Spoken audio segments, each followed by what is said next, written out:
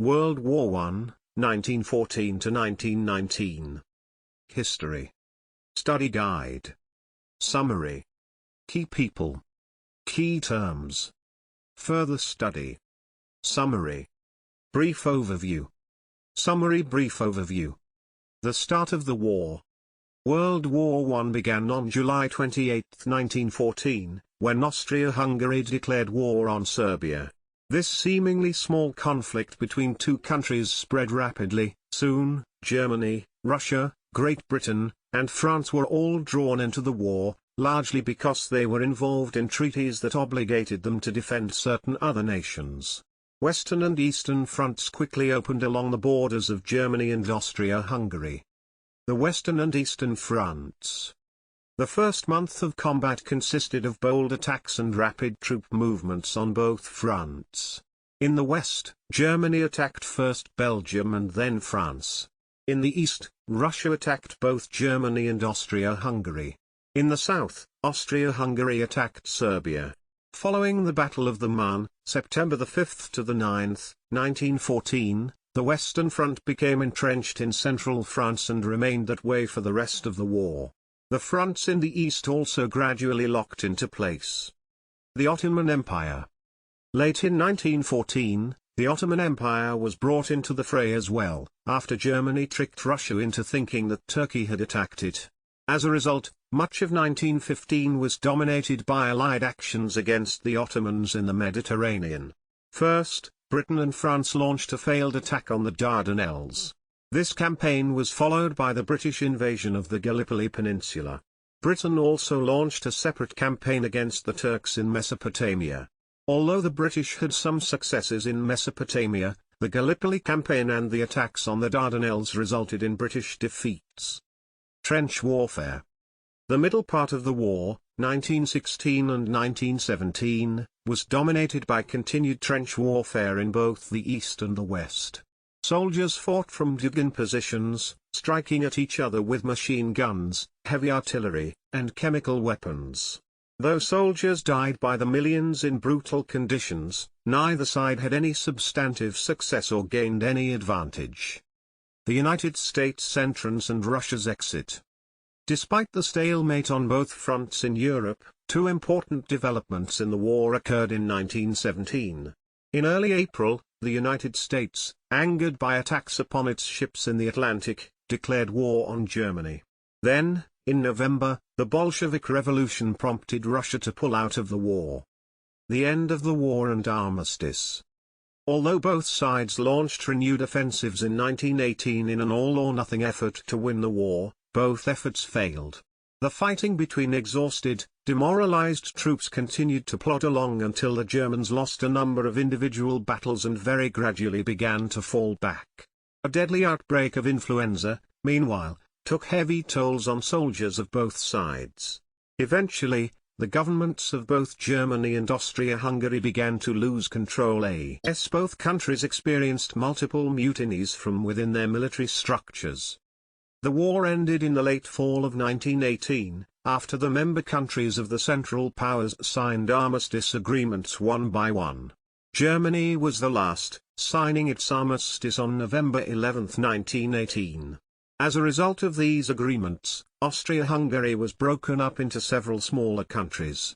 Germany, under the Treaty of Versailles, was severely punished with hefty economic reparations, territorial losses, and strict limits on its rights to develop militarily. Germany after the war. Many historians, in hindsight, believe that the Allies were excessive in their punishment of Germany and that the harsh Treaty of Versailles actually planted the seeds of World War II, rather than foster peace. The treaty's declaration that Germany was entirely to blame for the war was a blatant untruth that humiliated the German people. Furthermore, the treaty imposed steep war reparations payments on Germany, meant to force the country to bear the financial burden of the war. Although Germany ended up paying only a small percentage of the reparations it was supposed to make, it was already stretched financially thin by the war, and the additional economic burden caused enormous resentment. Ultimately, extremist groups, such as the Nazi Party, were able to exploit this humiliation and resentment and take political control of the country in the decades following. Summary overview. World War I took place between 1914 and 1918. Although the conflict began in Europe, it ultimately involved countries as far away as the United States and Japan. At the time, the English-speaking world knew it as the Great War. The term World War I was applied decades later. Historians still actively disagree over the fundamental causes of the war. The period leading up to the war was a complex tangle of diplomacy and political maneuvering. Many countries debated over strategies and alliances until nearly the last minute, and the first few weeks of the conflict were similarly chaotic and confusing. However, historians agree nearly unanimously about the war's consequences. World War I led almost directly to World War II and set the stage for many other important events in the 20th century. By conservative estimates, around 9 million soldiers died in battle, many of them defending entrenched front lines that were so stalemated that they rarely moved even a few yards in either direction. Civilian loss of life totaled an additional 13 million. Epidemics of influenza and other diseases, either induced or exacerbated by the war, raised the death toll by at least an additional 20 million. In total, counting battle casualties, civilian deaths, and victims of disease, the loss of life worldwide surpassed 40 million. Political tensions ran high in early 20th century Europe. Abroad, Europe's great powers were increasingly coming to impasses over the acquisition of new colonies. As the unclaimed lands of the earth ran short, the race to claim them became fiercely competitive. At the same time, the Turkish-ruled Ottoman Empire, which had existed for hundreds of years, was slowly decaying. Greece, Bulgaria, Romania, Serbia, and other southern European nations that had been under Ottoman rule became independent, changing the balance of power in Europe. The many ethnic groups of Austria-Hungary, inspired by these new southern European nations, began to agitate for their own independence. Furthermore, Serbia wanted back the territory of Bosnia-Herzegovina, lost to Austria in a previous war.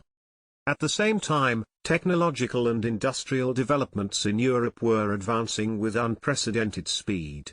Military technology was at the forefront of this trend, and a horrible war using these new weapons was both feared and seen as inevitable. Indeed, World War I turned out to be a showcase of new technologies that would change the nature, speed, and efficiency of warfare in the century to come. Tanks, airplanes, and submarines changed the way wars were fought. Other types of motorized vehicles, such as trucks, cars, and especially trains, vastly improved the speed with which troops and supplies could be deployed and increased the distance over which they could be transported. Guns in all categories, ranging from pistols to major artillery, greatly improved in accuracy and range of fire, enabling armies to fire upon each other across long distances and in some cases without even having to see each other. The machine gun made it possible for a single soldier to effectively take on multiple opponents at once. Chemical warfare was seen on a large scale for the first time, with results so gruesome that most countries vowed never to use such weapons again. By war's end, the map of Europe began to resemble the one we know today. The German and Austro-Hungarian empires ceased to exist. Much of Eastern Europe, in particular, was redivided along ethno-linguistic lines, and Hungary, Poland, Lithuania, Latvia, Estonia, and Finland all became independent countries. Several other nations were awkwardly combined into the countries of Yugoslavia and Czechoslovakia. A major reorganization of the Near and Middle East also took place following the war, establishing the forerunners of the countries we know today as Armenia, Turkey, Syria, Lebanon, Saudi Arabia, and Iraq. The aftermath of World War I also marked the practical end of monarchy on the continent and of European colonialism throughout the rest of the world. Most European nations began to rely increasingly upon parliamentary systems of government, and socialism gained increasing popularity. The brutality of the conflict and the enormous loss of human life inspired a renewed determination among nations to rely upon diplomacy to resolve conflicts in the future. This resolve directly inspired the birth of the League of Nations.